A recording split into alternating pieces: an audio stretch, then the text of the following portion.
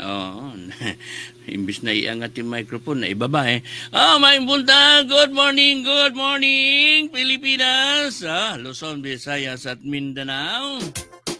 Maayong buntag, Calabarzon, Cavite, Laguna, Batangas, Rizal at Quezon.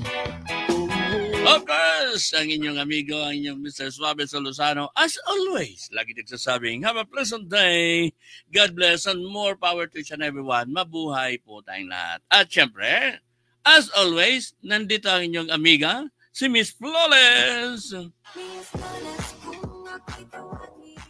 Yes, magandang umaga! Happy Friday! Ako po si Aida Cabuyaw Dapoya. Samahan nyo kami hanggang ikapita ng umaga. Dito lang yan sa trending ngayon. At syempre, sa 95.1 Kiss FM. Medyo umaumbang umaga tayo ngayon kaya ingat-ingat. At sa mga nakakumpleto ng kanilang buong isang linggo sa pagpasok sa trabaho, congratulations! Hindi kayo umabsent. At ganun din sa mga estudyante, hindi rin kayo umabsent.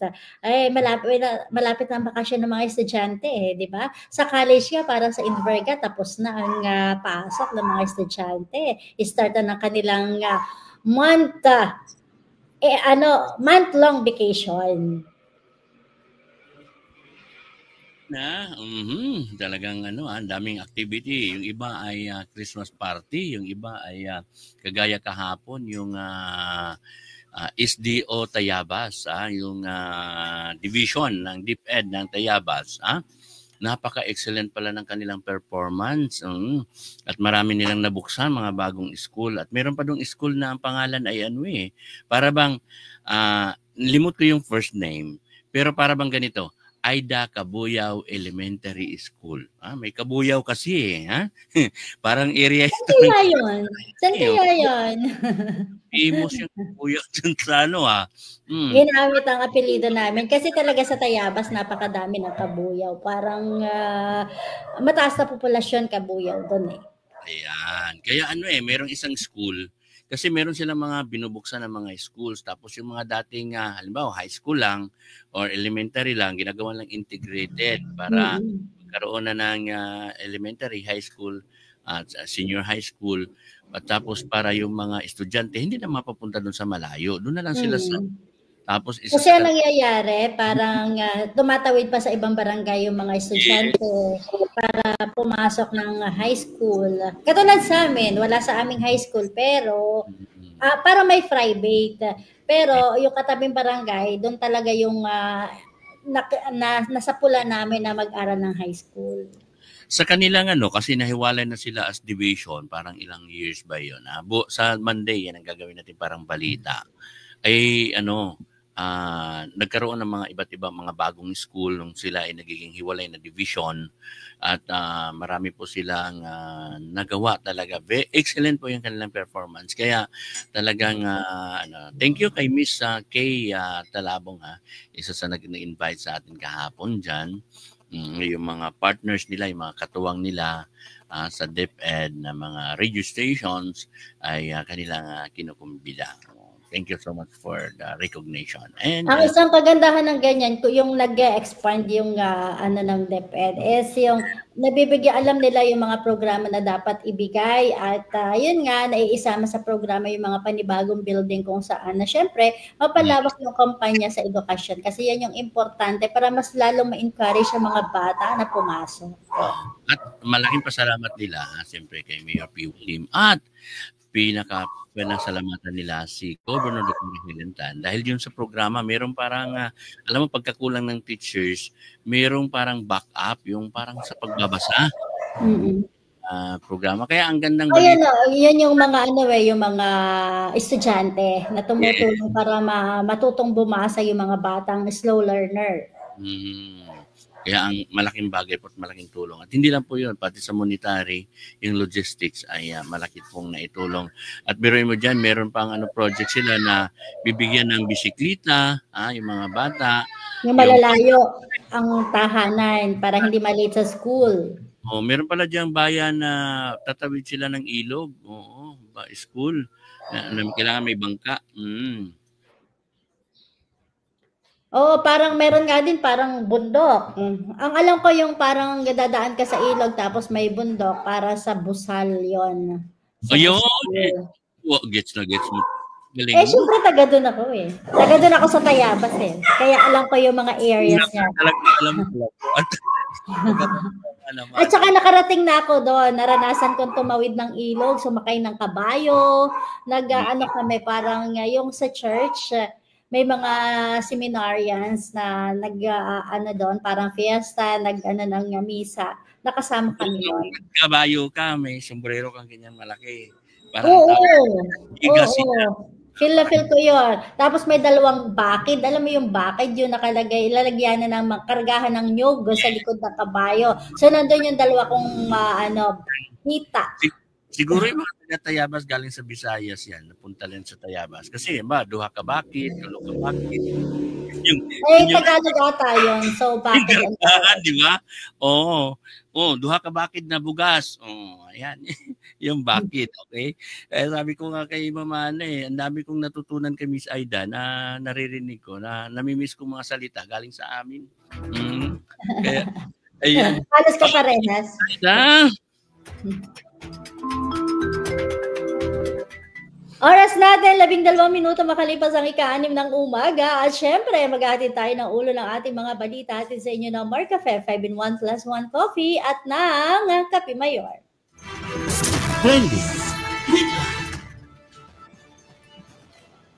At sa ulo po ng ating mga balita, pagbibitiw ni Singson di makakaapekto sa ICI ayon sa palasyo. Siyam na Pinoy seafarers na pinalaya ng Houthi rebels nakauwi na sa bansa. Exemption ng elected officials sa no work, no pay policy pinalagan.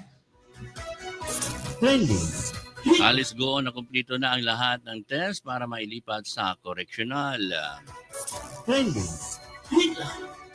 Sa ating balitang lokal, Governor Helen Tan nakibahagi sa 4th quarter full council meeting ng RDC Calabarzon.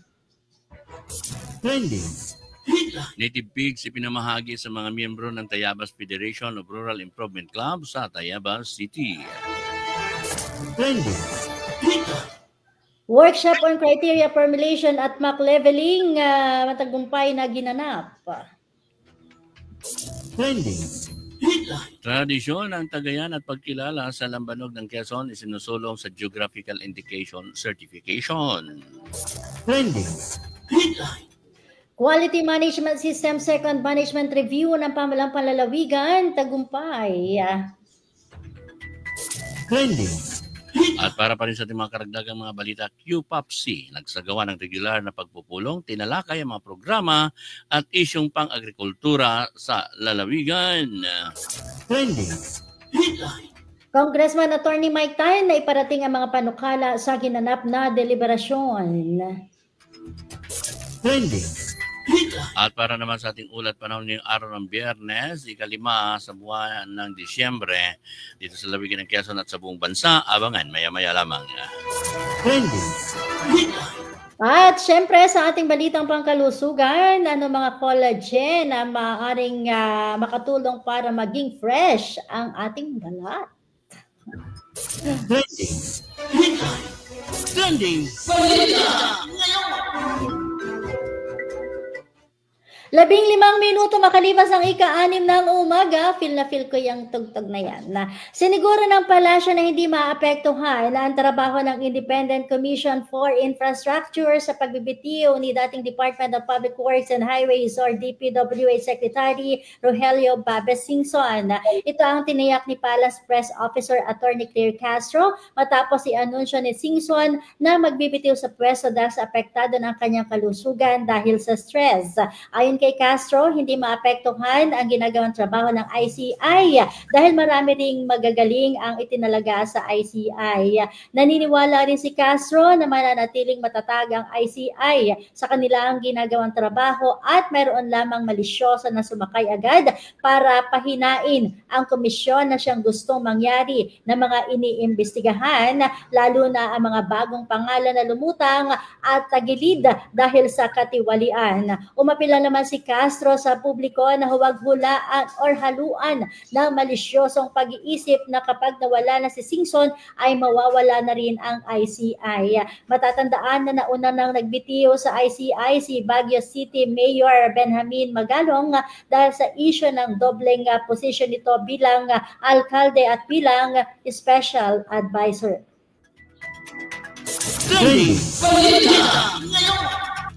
At sa pagpatuloy natin mga preskong mga balita, nakauwi na sa Pilipinas ang siyam na Pilipino marino matapos na palayain ng Houthi rebels ng Yemen. Pasado alas 9:30 nitong gabi ng Huwebes, Disyembre 4 nang lumapag ang eroplanong sinakyan nila sa Ninoy Aquino International Airport o NAIA Terminal 1. Sinamahan sila ng Department of Migrant Workers Secretary Hans Leo Cagdac ng mga dumating ang mga naturang marino.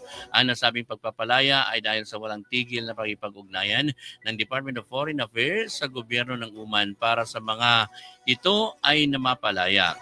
Magugunitang noong Hulyo nang nilusob ng Houthi rebels ang MV Eternity sa Red Sea bago nila ito pinalubog. Tiniyak naman ni Cagdac na makakatanggap ng tulong ang mga dumating na seafarers. Trending Balita ngayon.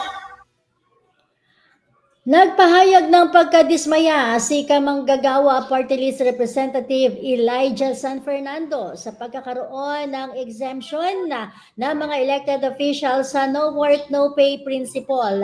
Kasunod ng mga ulat na natatanggap pa rin ni Senator Ronald De La Rosa ng buo ang kanyang sweldo kahit ito ay hindi pumapasok sa Senado at mga opisyal na trabaho nito. Pag ordinaryo manggagawa, no work, no pay policy yan. Tapos merong mga congressman at mga senador gaya ni Bato de la Rosa na hindi na nga pumapasok at hindi gumagampan sa trabaho na kukuha pang buo yung sahod nila, sabi ni San Fernando. Gaya ng mga ordinaryong Pilipino, sinabi ni San Fernando na dapat mayroon ding pananagutan ang mga elected official kapag hindi nakakapasok sa trabaho. Nagbabala ang mambabatas na mas lalong magalit at mawala ng tiwala ang publiko sa gobyerno dahil sa tila special treatment sa mga elected official.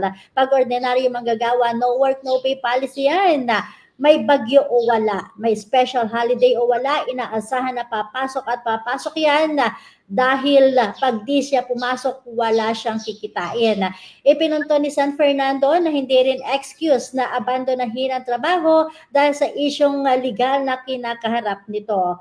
Akala ko ba si Senator matapang ka at haharapin mo yan? Akala ko ba bring it on? Hindi ka natatakot sa kung ano man yung kaso sa isasampa o maaring warrant of arrest na ihain laban sa iyo? Senator Bato de la Rosa, magpakita ka na, pasok ka na, ayon pa rin kay ang pangalan to, kay San Fernando. Grabe, no? Talagang pinatamaan. Kawawa naman talaga ang mga empleyado. Oras na 19 minutos makalipas ang alas 6 ng umaga. Trending Balita At sa pagpapatuloy pa rin ng ating mga preskong mga balita, na kumplito na ni dating Bamban Tarlac Mayor Alice Go ang lahat ng medical at laboratory test bilang paghahanda sa kanyang paglipat sa Correctional Institution for Women o CIW sa Mandaluyong City.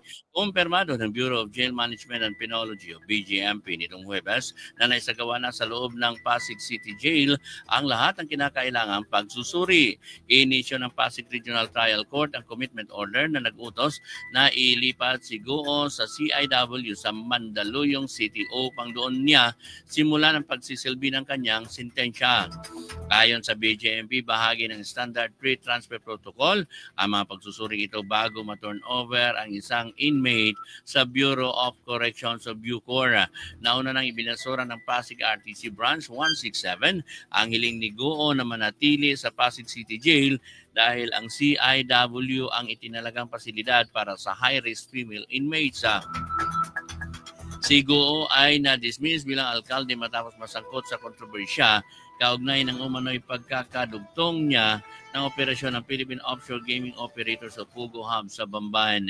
Naharap din siya sa mga kasong kriminal at administratibo, kabilang ang falsification at paglabag ng immigration laws matapos questionin ng Senado ang kanyang tunay na pagkakilanlan. Trending Balita Ngayon.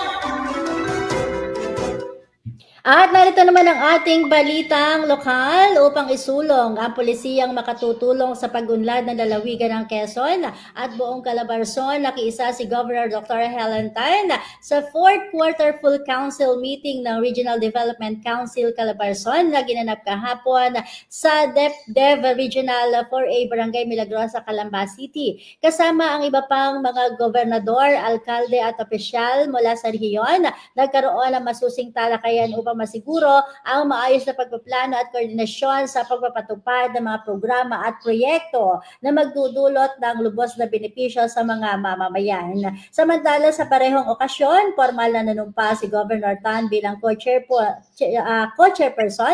ng RDC Sectoral Committee on Infrastructure Development na magbibigay daan sa mas matatag na pagtutok sa mga proyektong pang-infrastruktura sa rehiyon.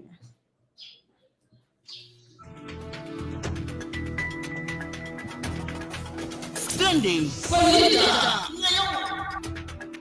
At siyempre, oras natin mga kaibigan, ganap ng 22 minutos makalipas ang alas 6 ng umaga. Ipinahagi ng Pamahalaang Panlalawigan ng Quezon sa pamamagitan ng Office of the Provincial Veterinarian OPB ang mga native pigs sa mga kasapi ng Tayabas Federation of Rural Improvement Club sa Tayabas City noong Nobyembre 28 nitong taon. Layunin ng programa na suportahan ang mga lokal na pag-aalaga at palakasin ang produksyon ng katutubong lahi ng baboy sa lalawigan at pinangunahan ang aktibidad ni Ginoong Dieter Mugan, Livestock Inspector mula sa Livestock and Poultry Development Division, kasama si Binibining Mona Lisa Gargragasin. Nagsilbi namang katuwang ng OPB ang Office of the City Agriculturist ng Tayabas City na pinamunuan ni Mr. Romel Abuyan. Kasama din si Binibining Leovi Flores sa pagsasakatuparan ng nabanggit na distribution. Bilang bahagi ng programa, isinagawa ang isang lecture seminar upang talakayin ang wastong pag-aalaga, pangalaga, pagpapanatili ng lahi ng native na baboy. Layunin nitong matiyak ang kalusugan at pagiging produktibo ng mga alagang hayop ng mga benepisyaryo. Bukod dito, namahagi rin ang OPB ng pananim sa trichantera, vitamina at pamurga upang mas mapalakas ang kanilang kakayahan sa pagpapalago ng alagang baboy. Trending Balita Ngayon.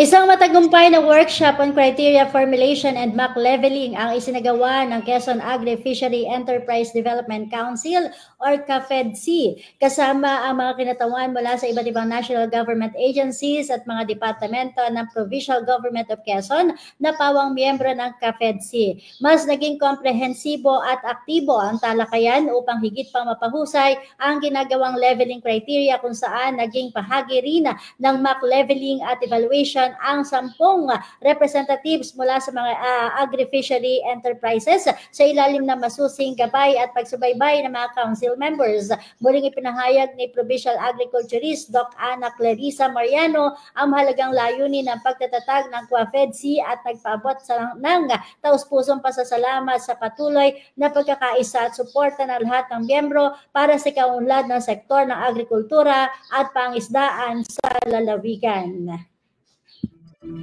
Trending Balita. Oras pa rin natin mga kaibigan, 25 minutos na makalipas ang alas 6 ng umaga. Trending Balita. Sa pagpapatuloy ng ating mga preskong mga balita, kinilala ang Tagayan bilang isang natatanging ritual ng mga Kisunyan sa pagtanggap ng mga panauhin na turista, isang tradisyong nakaugat sa kultura ng lalawigan at gumagamit ng isa sa pinakatanyag nitong produkto mula sa niyog, ang lambanog.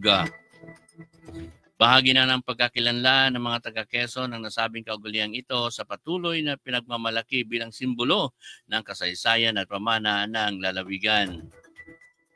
Sa layuning higit na kilalanin ang lambanog bilang isang dekalidad na distilled coconut spirit drink na tunay na nagmula sa Quezon ay nakapanayam ni Provincial Agriculturist Liza Mariano ang mga kinatawan mula sa proyektong Promoting Geographical Indication in the Philippines. Kabilang sa mga nakapanayam ang delegasyon mula sa French Development Agency o AFD, Riso Exchange Development Durable o RIDO at Intellectual Property Office of the Philippines at tinalakay sa pagpupulong ang mahalagang hakbang para sa pagpaparehistro, pangangalaga at pagpapalaganap ng Quezon Lambanog bilang isa sa mga napiling potential value chain product na maaring suportahan para makamit ang GI certification. Trending Balita. 26 na minuto makalipas ang ika-6 ng umaga upang masubaybayan at masiguro ang pagsunod ng pamalang palalawigan ng Quezon sa pamantayan ng ISO 9001-2015. Matagumpay namang isinagawa noong Miyerkules ang Quality Management System Second Management Review sa ikatlong palapag ng Capitol Building. Layunin ng pagpupulong na ito na may presenta ang mga hakbang at estratehiya upang higit pang mapabuti ang mga proseso at operasyon ng pamahalaan alinsunod sa pamantayan ng ISO 9001-2015. Ito rin ay naging pagkakataon upang matukoy ang mga hamon sa implementasyon at may pahayag ang mga rekomendasyon at inisyatibang magpapalakas sa sistema ng pamamahala sa mga tanggapan. Ilan sa mga tinalakay sa pagpupulong ay ang estado ng nakalipas na unang management review, ang resulta ng internal audit nitong November, kabilang ang mga areas for improvement at ang mga kinakailangang corrective actions sa mga natukoy na kakulangan sa iba't ibang tanggapan. Dinaluhan ang pagpupulong nina PJ Enrohed, Executive Assistant John Francis Lozano, at Attorney Mervin Manalo bilang kinatawan ni Governor Dr. Helen Tan kasama mga pinuno at kinatawan ng iba't ibang tanggapan ng pamahalaang panlalawigan. Trending Balita. Nagsagawa naman o matagumpay na sagawa ang regular na pagpupulong ng Quezon Provincial Agricultural and Life Fishery Council o QPAPC nitong Nobyembre 26 sa The Quans Farm Resort na nilahukan ng 40 kinatawan mula sa iba't ibang bayan sa lalawigan. Ang pagtitipong ito ay pinangunahan ng tanggapan ng panglalawigang agrikultur bilang bahagi ng patuloy na pagpapalakas ng sektor ng agrikultura at pangisdaan sa lalawigan ng Quezon. Isa sa mga tampok na bahagi ng programa ang pagbisita ni Miss Aston Jalra Garcia mula sa Department of Interior and Local Government o DILG. Muling nagbigay diin sa mahalagang papel ng Agriculture and Fishery Council at binanggit niyang mahalaga ang partisipasyon ng mga konsiho sa paghubog ng mga pulisiya at programang nakatuon sa pagpapabuti ng kabuhayan at pagtugon sa pangangailangan ng mga magsasaka at mangingisda. Trending Balita. At sa mga balita pa rin natin, masaya namang ipinahayag ni Congressman Attorney Mike Tan ang tuloy-tuloy na progreso at mga gawain sa Kongreso. Dumalo siya sa mga committee meetings bilang Vice Chairman ng Committee on Appropriations at Committee on Aquaculture and Aquatic Resources at ay parating ang mga panukala sa deliberasyon ng Committee on Information and Communications Technology at Committee on Civil Service and Professional Regulations. Ilan din sa mga panukala na tinalakay ang House Bill number 658, ang Artificial Intelligence AI Regulation Act, House Bill number 659, Artificial Intelligence Development Act, House Bill number 5175, Government Internship Program or GIP Act. At patuloy umano siyang nagsusumikap upang makapaghatid na makabuluhang batas na tunay na makikinabang ang ating nakararaming mga kababayan. Trending Balita. At tayo naman ngayon tutungo na sa ating ulat panahon. Sa lalawigan ng Quezon ngayong araw, inaasahan ang ulap at posibilidad na pagulan. May mga rain showers mula sa tanghali hanggang hapon, kasabay na mabagal na paggalaw o o paglapit ng bagyong si Wilma. Dahil dito ay maaaring magkaroon ng localized na baha o pagdilig ng lupa sa ilang bahagi ng lalawigan lalo na sa mababang lugar o baybay dagat. Pinapayuhan ng publiko na maging alerto, i-monitor ang ulat ng panahon at magsagawa ng angkop na paghahanda sakaling lumakas o maglandfall ang naturang bagyo. Para naman sa buong Kapuluan o sa Metro Manila, ang araw ay sisikat ganap na alas 6:07 ng umaga at titiklop mamayang alas 5:25 ng hapon. Sa lalawigan ng Quezon ay nasahan na ang pag-ulan at buhawi, malakas ang hangin, posibleng tumaas ang antas ng tubig sa ilog o sapa, may panganib sa baybay dagat. Paninigarilyo din ang kaligtasan ay inirekomenda ang pag-secure ng mga bubong, maluwag na bagay at tanim, lalo na sa mga bayang may mababa o delikadong terrain. Trending Balita. At narito naman ang ating balitang pangkalusugan at syempre, nais natin na maging fresh ang ating mga balat. Ito daw po yung mga pwedeng kainin para tumaas ang ating collagen sa katawan. Bone broth or bulalo soup. Natural source ng collagen, gelatin at amino acids na diretsong tumutulong sa skin elasticity at joint health. Pumili ng clear broth at hindi masyadong mamantika. Siyempre, kasama rin ang chicken skin at cartilage. Yes, pero tama lang ha. Mataas na type 2 collagen, kaya fresh looking ang balat at malakas ang joints ng mga taong kumakain nito, pero nasa tamang portion lang. I-air fry o i-boil para mas healthy. Malunggay leaves, full of vitamin C, the vitamin na kailangan ng katawan para gumawa ng collagen. Gawing malunggay soup or halo sa tinola. May mataas na vitamin C naman ang calamansi water na nagsisilbing collagen booster. Inumin sa umaga sa warm water. At ang papaya, may papain at natural enzyme na tumutulong mag-rebuild ng collagen at nagpapabilis ng cell turnover. Perfect as breakfast or snack. At ang kamatis, rich in lycopene, isang antioxidant na protector ng collagen laban sa sun damage. Mas mataas ang lycopene kapag niluto po ang kamatis. At ang orange, ang suha o dalandan, high in vitamin C na essential for collagen synthesis. Isang cup a day is enough. Eggs, lalo na ang egg whites. May proline, isang amino acid na kailangan ng katawan para gumawa ng collagen naturally. Boiled eggs are the healthiest option. At syempre, ang saba or saging na saba, ito daw po effective. May silica o trace mineral na tumutulong gumawa ng elastin at collagen. Best kainin po sa umaga. Ang seaweeds, tulad ng guso, lato, or nori. Natural plant source of hydroxy proline, a collagen-building amino acid at gawing ensalada or side dish. Siyempre, kasama rin dito ang broccoli at pechay. May vitamin C plus antioxidants para sa collagen production. Huwag lutuin ng sobra para hindi daw po mawala ang nutrients. At salmon at tuna. Omega-3 fatty acids na nagpo-protect ng collagen mula sa inflammation, steam or grill for healthiest cooking. So yan na yung mga namumroblema sa mga kanilang mga balat. Yan po ang inyong sundin. At ang inyong mga ka-trending, muli magbabalik makalipas lamang ang ilang paalala. Trending Balita.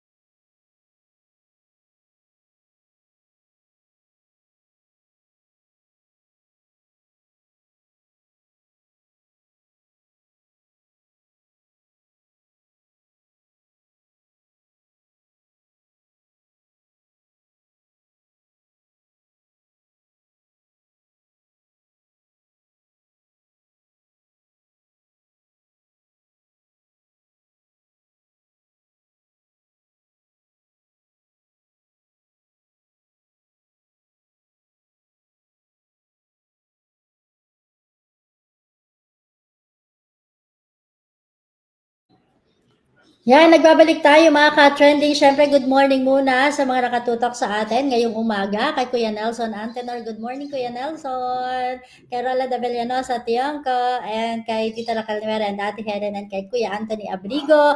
Good morning! Happy Friday, TGIF na, no? Bakasyon na ulit bukas. And sa Monday, holiday.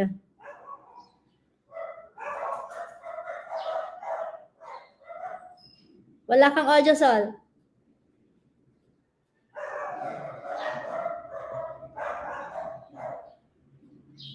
Walang audio, Sol, wala. Nawala ang audio mo. Ikaw, nakamute yung ano. Okay, mga kaibigan, ay oras natin, 40 minutos makalipas ng alas 6 ng umaga. At syempre, meron po kaming inahandang video presentation sa inyo para sa mga trolls. Miss Aida, ano nga ba yan? Syempre gusto nating iparinig, baka hindi pa naririnig nung iba, yung Christmas ID ng Provincial Government of Quezon. Syempre iparinig natin para maging Paskong-Pasko naman ang mga trolls at maging Paskong-Pasko ang ating mga kababayan. Parinig para lalo sila ma-taste ang ganito gandang quality na hindi gumastos ng milyones.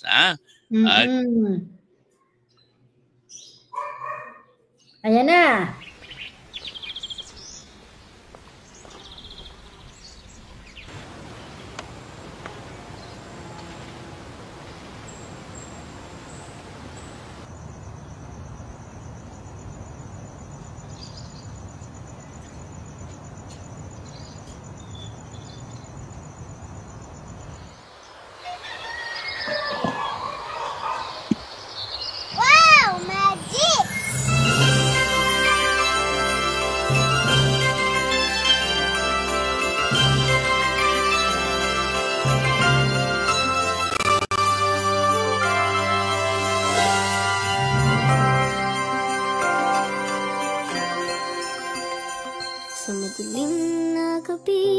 Pitong inay kumikislap, isinilang ang liwanag sa pusong nag-aalap.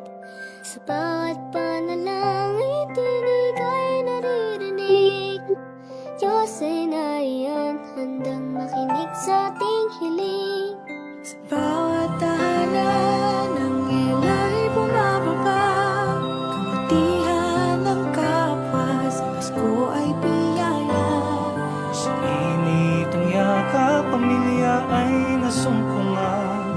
Sagot sa aking dasal, masilap mong pagmamahal. Kapasalamat ako sa magic ng pag-ibig ng Panginoong Diyos.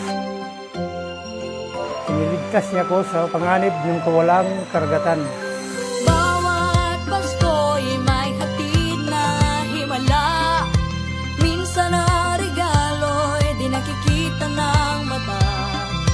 Tunay na biyaya sa puso ay nadarama. Pagpapala at pagmamahal ang regalo ngayong Pasko.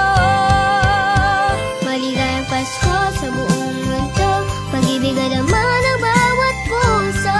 Hawak kamay tayong lahat, magkasama ngayong Pasko. Maligayang Pasko, salamat sa iyo, pag-ibig ang walang hanggang regalo. The greatest gift is love.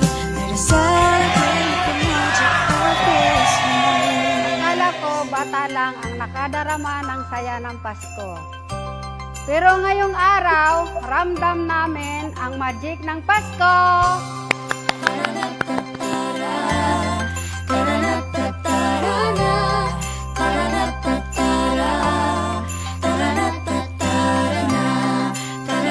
Nagpapasalamat po ako sa magic na marangal na trabaho ni Tatay at sa educational assistant ng pamahalaang panlalawigan ni Dr. Helen Tan. Nakapagtapos po ako. Sa gitna ng unos, pag-ibig ang ating tanglaw. Biyaya mong pagmamahal, tunay at natural. Sa ating bayanihan, pag-asa'y nagniningning. Ating harapin bagong umagang darating. Kaya si Baby Dylan ko, isang miracle baby. Nagpapasalamat ako sa serbisyo ng QMC at pagmamahal ng Diyos, buhay na buhay siya. Bawat Pasko'y may hatid na himala. Minsan ang regalo'y di nakikita ng mata. Tunay na biyaya sa puso ay nadarama. Pagpapala at pagmamahal ang regalo ngayong Pasko. Maligayang Pasko sa buong mundo, pag-ibigay naman ang bawat puso. Magkasama ngayong Pasko. Maligayang Pasko, salamat sa'yo, pag-ibig ang walang regalo. The greatest gift is love. Let us celebrate the magic of Christmas. Alam niyo po, nung bata ako, para sa akin, ang magic ng Pasko ay makaahon ang aking pamilya sa hirap. Ngunit, higit pa doon, ay yung biyaya ng Diyos para sa ating lahat. Ngayon, para sa akin, ang tunay na magic ng Pasko ay yung makatulong at maging instrumento upang makaahon naman ang iba sa hirap. Maligayang Pasko sa buong mundo, pag-ibigay naman ang bawat puso.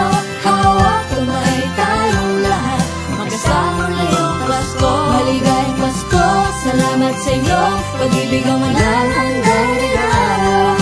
The greatest gift is love. Let us celebrate the magic of Christmas. Maligayang Pasko sa buong mundo, pag-ibigay naman ang bawat puso. Hawak kamay tayong lahat, magkasama ngayong Pasko. Maligayang Pasko, salamat sa iyo, pag-ibig ang walang hanggang regalo. The greatest gift is love. Let us celebrate the magic of Christmas. Ta-da-da-da-da-da, ta-da-da-da-da-da, ta-da-da-da-da-da,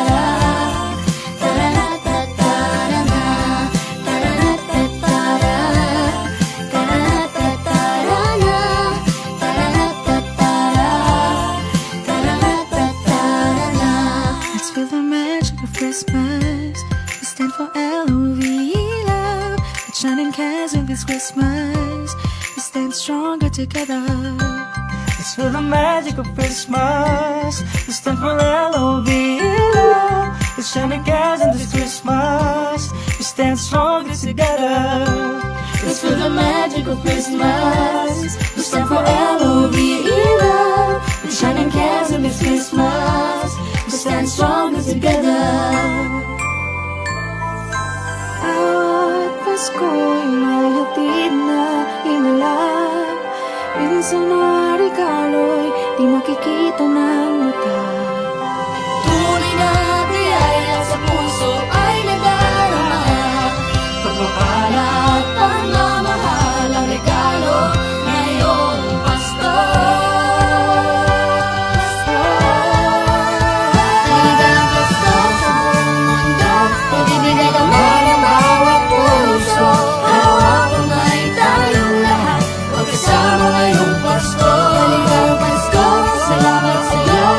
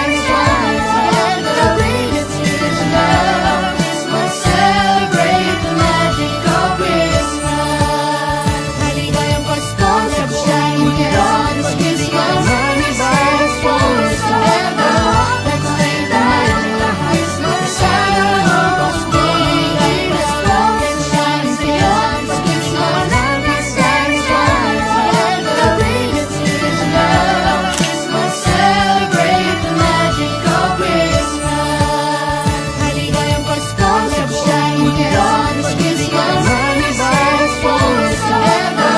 Let's lay down the Christmas. Santa Claus bringing us love and shines beyond this Christmas. Happy Santa shine together. Bring us tears and love. Christmas, celebrate the magic of Christmas. Maligayang Pasko, sunshine get on this Christmas. Money buys flowers together. Let's lay down the Christmas.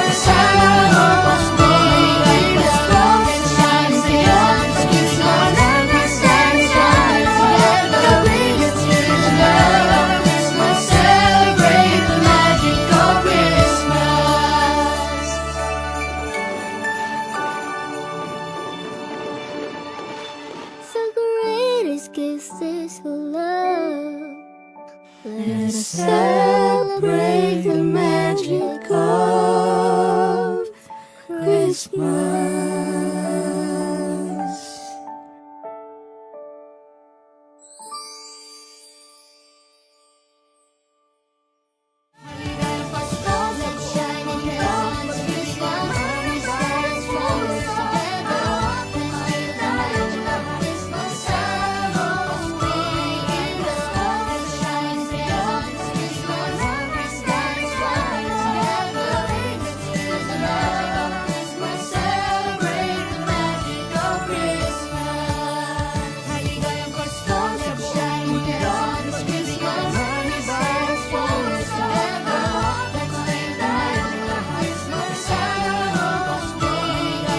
love and shines beyond this Christmas. Happy Santa shine together. Bring us tears and love. Christmas, celebrate the magic of Christmas. The greatest gift is love. Let us celebrate the magic of Christmas.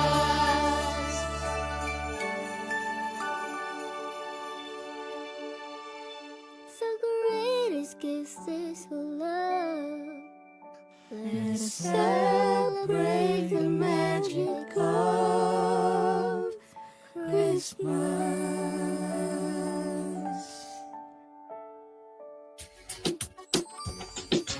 Ayan, kaya naman, kaya kasi naiinggit. Pero doon sa message niya kasi, 'di ba?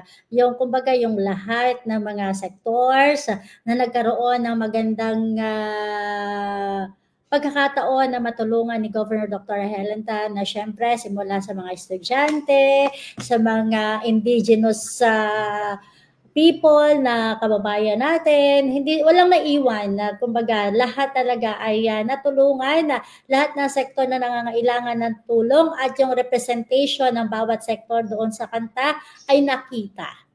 Kaya may mga naiinggit, may mga nagtutroll kasi siguro hindi nila kaya talagang gawin yung ganyang production.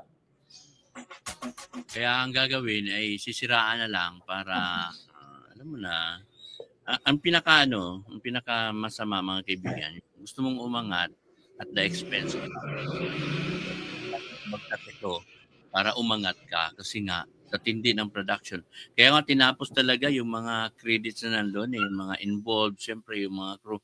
Karamihan po doon, i-stop na rin po ni Gov, kaya wala pong additional expenses mga kaibigan. Kaya ganun po kasinop ang ating pamahalaang panlalawigan sa pamuno ng ating Governor Dr. Helen Tan. Hindi mo kailangang ay pagka-corrupt yung ay kukuha ka ng ibang tao kasi i-justify mo tapos i-overrate mo. Ganun yun para maka-kickback, para ay hindi po ganun. Oo. Minsan kasi may kasabihan yung magnanakaw takot sa kapwa magnanakaw baka natakot lang sila sa sarili nilang mga multo. Mga dating gawi, At saka yung iba kasi na hindi pa nakakapanood nung Christmas ID, na curious kasi nga may mga issues na ganyan. So mas tumaas yung view. Kasi nga, mas tiningnan nila, ano ba itong sinasabi nitong mga trolls na ito tungkol sa Christmas ID ng Provincial Government of Quezon. So, instead na hindi alamin ng iba, ay hinanap at tiningnan kung ano ba talaga yung sinasabi ng mga trolls. So mas tumaas pa yung views kasi na-intriga.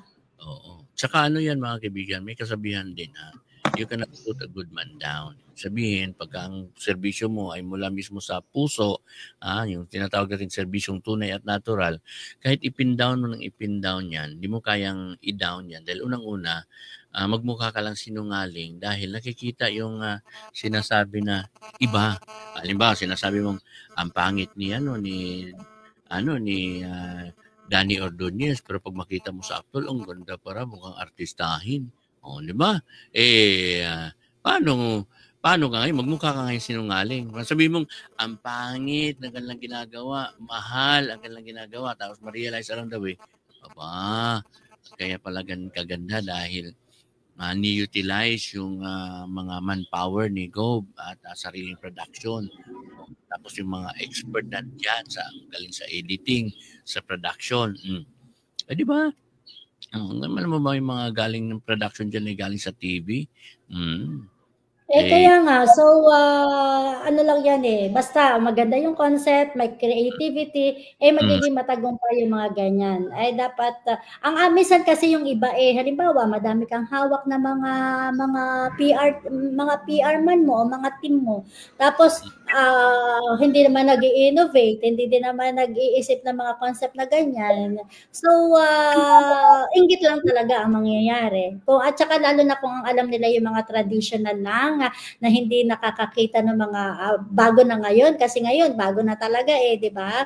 Walang pag-usad sa pagpo-promote ng kanilang mga gustong i-promote. At ang nasa isip palagi, ibabayad. Kaya ang akala nila, bawat production ni Gob mahal. Dati kasi, alam mo, may kasabihan din, mga kaibigan. Dati may sa kasabihan the law of supply and demand. When the demand is high, the price is high. Noong unang panahon kasi po, konti lang po yung mga involved sa creative production. Ngayon po kasi high school, meron na silang subject na creative digital production, di ba? Digital marketing. Ngayon sa ang dami ngayong mga schools na nagpo-produce ng mga ganyan. High school pala ang senior high school. Tinuturuan nagkakaroon na ng competition sa schools. Kapag ng mga traditional, wala. Wala silang ideas. Kaya lalo na pag napadikit ka sa trapo, yung traditional politicians, traditional din ang pag-iisip mo, at yung mga nakasanayan mo ay traditional din, ay wala ka talagang pag-unlad at pagbabago. Ang mangyayari lang yan, yung regular na greetings, nababati lang, nahaharap sa camera. Walang production maganda. Yung pagkuha ng camera, sala pa. Relate yan si Danny Ordonez. Kailangan ay mag-innovate. There is nothing constant in this world except changes. And At saka tayo ngayon nasa digital era na. So kailangan ay nag-level up kung ano man yung mga productions. At yan ay hindi ganong expensive. Mura na lang ngayon yan. Kung gagamitin mo talaga yung mga sarili mong tao, mura lang. Pero kung ibabayad mo, mahal talaga yung mga production na ganyan. Kaya ngayon yung iniisip nila na malaki siguro ang nagastos. Pero despite ng mga kuro-kuro nila, ay lagi nating uulitin, may sariling ang team si Gob na hindi na kailangang ikontrata. Kasi yung mga ganyan gumagawa ng ganyan, kadalasan ikinokontrata sa medyo high price. Siyempre may tubo doon at may kickback pa pagka ganun. Iniwasan nga yan ni Gob yung ganung sistema Ang nag-invest si Gob doon sa mga equipment, mga gamit. Kasi yun yung gagamitin ng mga... matagalan pating gamit yun. Hindi lang isang business magagamit yun. Mga kaibigan. Kaya nakapagbigay ng ganyang output. Okay? Yes, at today ay Friday na. Ingat po tayo mga ka-trending doon sa Baguio pa rin. At ang nakuha nating information nga ay maaaring yan ay sa may parte ng Bicol. Ay alam mo naman kapag dyan ang Baguio ay tayo nakakaranas ng mga matitinding pag-ulan. Kaya ingat-ingat po mga ka-trending at weekends mag-stay at home na lang muna kung wala mga importante pupuntahan kapag umulan. Ako po si Aida Cabuyao Dapula. Ingat tayo mga ka-trending. Maraming salamat and happy weekend! Ako si Mr. Suave. At ang ngalan naman natin nakasama sa Technical Side, Engineer Danny Ordunez. Ito ang inyong amigo, Mr. Suave Soluzano. Diyos mabalot. Bye-bye and mabuhay. Oo, ako si Mr. Suave.